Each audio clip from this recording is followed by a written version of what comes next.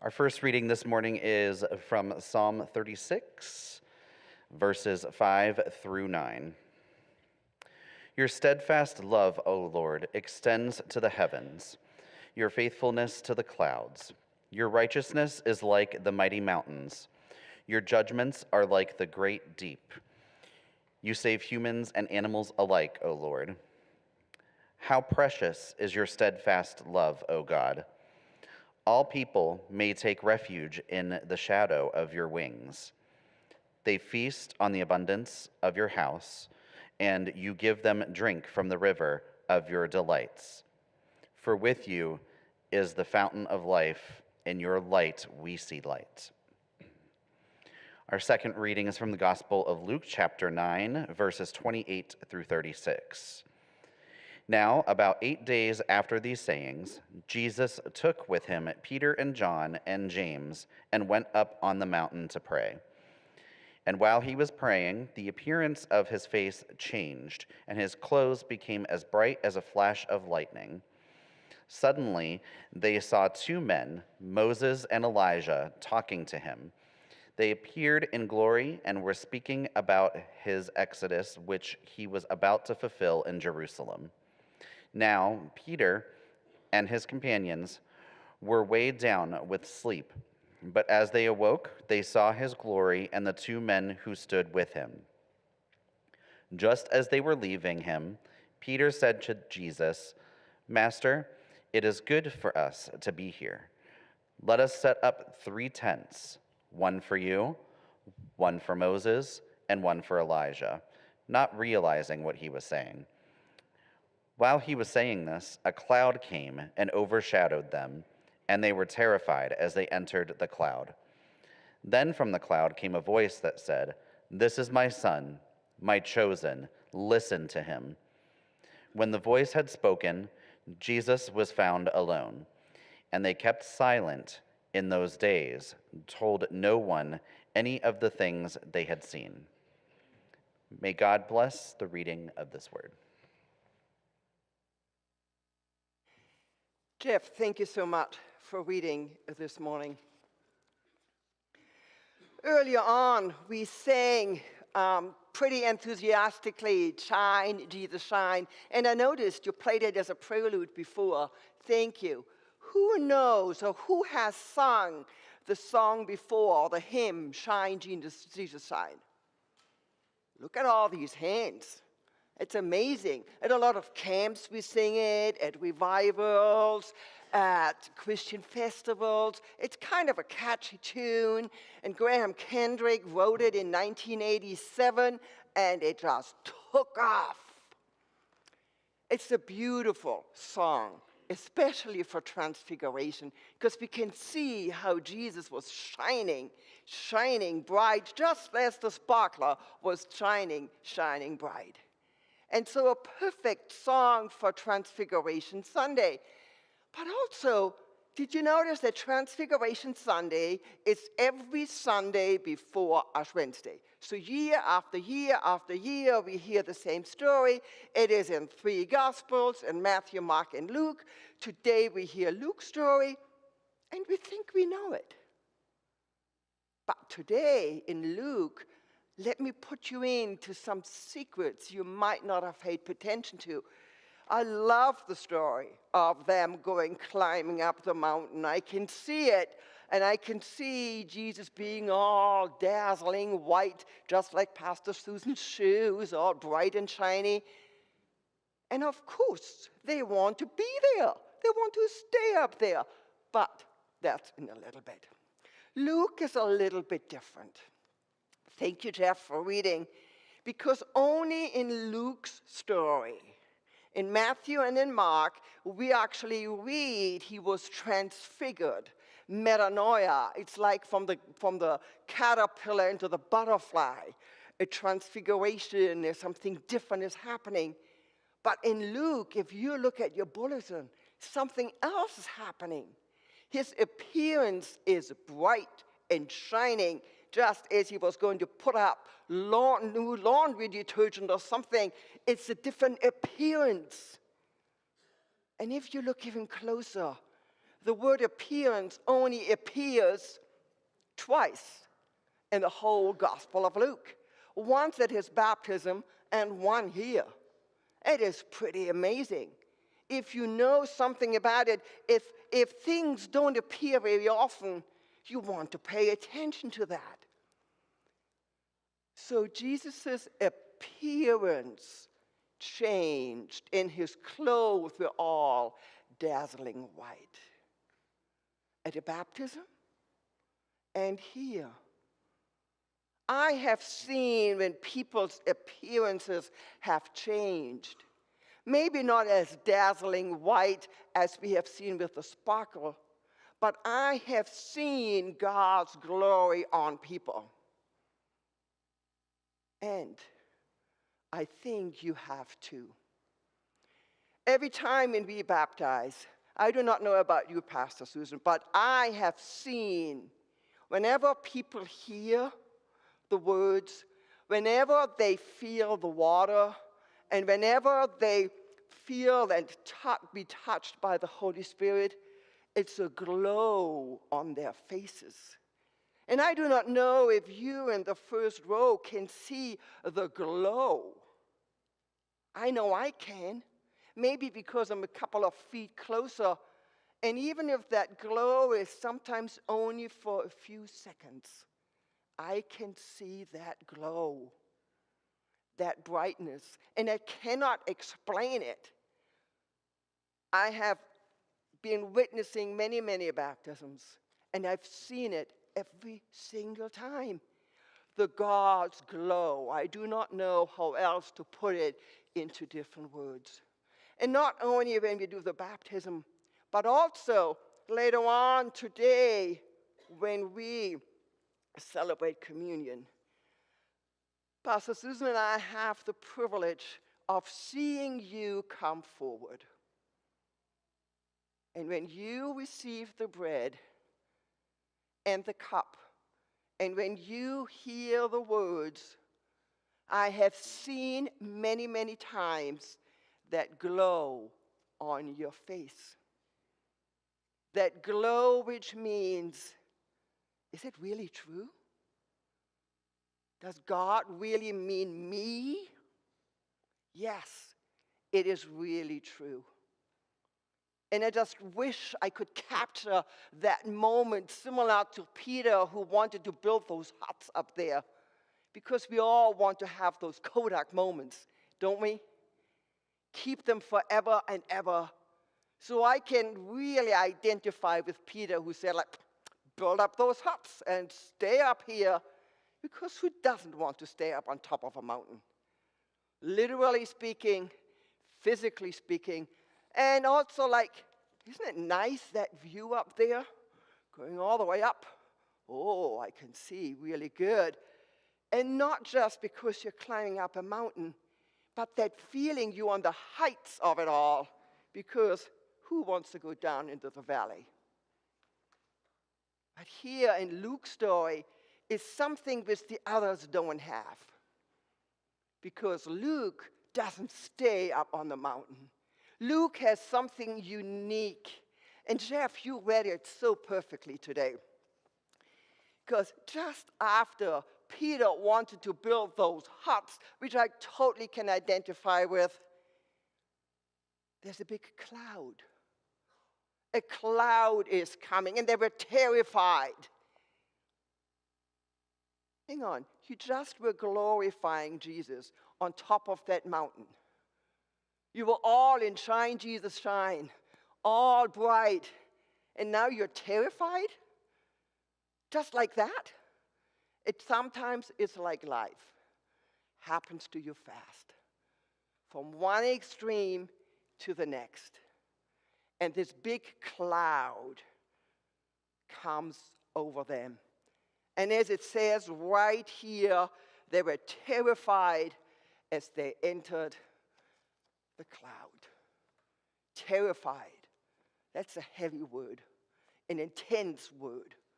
And that's where we in English get the word phobia from. Because in Greek it is phobio, and it's mentioned many, many times. 95 times. People are afraid. 95 times. And it is either used as the terror or being terrified. And the verb we have right here, they were terrified. That verb is actually used 14 times in the New Testament and 12 times in the Gospels. Hang on, people. You are with Jesus. How can you be terrified? You are right there. Couldn't you just pray harder? Because that's what I hear some people say to other people if they're afraid. Just pray harder, and Jesus gets you out of there. I bet these people, they followed Jesus. They were with Jesus on top of that mountain. And right now, they are terrified. I love that about the disciples because I can identify. I can have my highly ho moments right up there, and the next moment, I'm dark in the valley and in the basement of all the fear. I can identify, and I'm not even listed as one of those who followed Jesus. They have fear, real fear, as they entered that cloud. They have no idea how big that cloud is. They have no idea how long that cloud will be. And they have no idea how long they're going to be stuck. All what they feel and experience is gray and dark. Like, have you ever flown through the clouds in a thunderstorm and you feel like your hands are gripping onto those armrests and your knuckles get all white? That is the kind of fear I'm talking about. And there's a difference between just a little bit of fear because you don't like a stormy cloud on this sunny, beautiful day, and the phobia. I don't want to say anything negative about people who are suffering from either fears or phobias. If you have a phobia, if your life is limited and if you cannot enjoy it, but the darkness is taking over, please seek help. Because life is too beautiful to be all in that darkness. Many now experience fear. I do not know about you, but I have heard many people in the recent weeks telling me about their fear. Fear about losing their jobs, or they have lost their jobs and do not know how to pay the mortgage next month.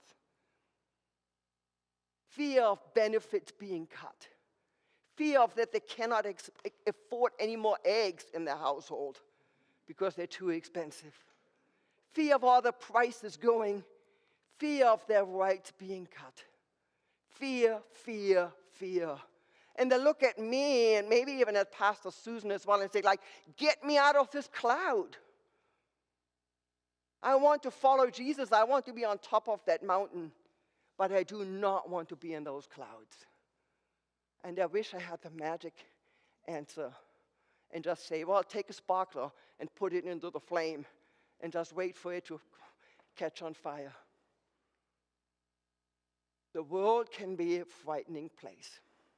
I know. And again, listen to the text, because I think we have an answer right in here. Because if you are looking at it, they were terrified as they entered the cloud. We get that, because clouds can be terrifying. A cloud is, in the biblical sense, where God is close. Well, wait a minute. Yes, where does God speak from? From the cloud came the voice, not from top on the mountain. From the cloud came the voice, from the darkness, from the fear when they were terrified. And what does the voice, what does God say? This is my son, my chosen. Listen to him. Listen to him.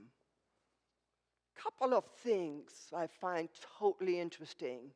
First of all, there was not just one disciple, there was a group of disciples. Everything is in plural. That makes a difference. You are not alone. Others are with you in these dark times. That makes a difference. You are not alone. The disciples were not alone. They have each other. And what do you do when you have each other? You talk, you share. Yes, you might have shared misery, but also you're looking for support, how to get out. And also realize, even though the disciples didn't know it then, the cloud is not forever. It might seem right now, but the cloud is not forever. The cloud appears 5 times in the Gospel of Luke, 3 times right here on top of a mountain. Isn't that fantastic? On top of the mountain where everybody should be shiny and bright, there's that cloud overshadowing and that voice. God speaks through the clouds, not in the glitter, but when we are terrified. Listen. If you look at the English word listen, and I'm not going to do any kind of wordling or so on, but listen has the same letters as the word silent. You can only listen when you are silent, when you pay attention, when you're right there. Not just hearing, we hear a lot of voices and noises, but when you pay attention, when you're active there, when you don't just sit there, but when you really listen. That listening encourages you for action. And when you have fear, there are 2 ways of explaining what fear can be. Fear can either be forget everything and run, or fear could be forget everything and rise instead of run. Thinking will not always overcome your fear, but action does. Especially when you are with others and God spoke to a group of people in fear. God speaks to a group of people right now who live in fear, who are overshadowed by that cloud. We are not meant to be immobilized, to stay there, but they move on from that dark cloud. They kept silent because they had no idea how to interpret what just happened. But they moved on. The cloud doesn't stay there. It will move. I do not know how and when. I am not a weather person. And looking right now, it's beautiful and shiny and bright. Yes, at some point, the sun will come out again. Listen to him. Plural. Listen is an action word. You're not just staying there and sitting there and passively like, I don't know. But you're encouraged together to listen to what Jesus is saying. And what is Jesus saying? How can you summarize all what Jesus is saying into 30 seconds or less? Jesus' main message is, love God and love your neighbor as yourself. Mercy, forgiveness, love, respect, dignity. These are all the words of Jesus. And when you do that, you are not just focusing on yourself, but you're reaching out to others. And love is stronger than fear. Love gets you out of your own little environment, out of your own being immobilized, out of your fear. Because then you care for others. You show compassion, mercy, kindness. That's what the world needs right now. Every act of love, as little as it might be, is an act out of the fear, getting out of that what paralyzes you. And through that, you feel God, you experience God, and you may even have that godly glow on you. Remember, we sang Shine, Jesus Shine, this beautiful, catchy song. I love it myself, and I can just feel like dancing to it. God does not speak in the shining. God speaks through the clouds. And in the refrain we sang, flood the nations with love and mercy. Flood the nation with love and mercy. That's what we sang out loud. Let there be light. Maybe the transfiguration is not all about the brightness and the shining and the sparkling, even though as much as I love it, but maybe it is about listening to the voice in the cloud. Listen to him.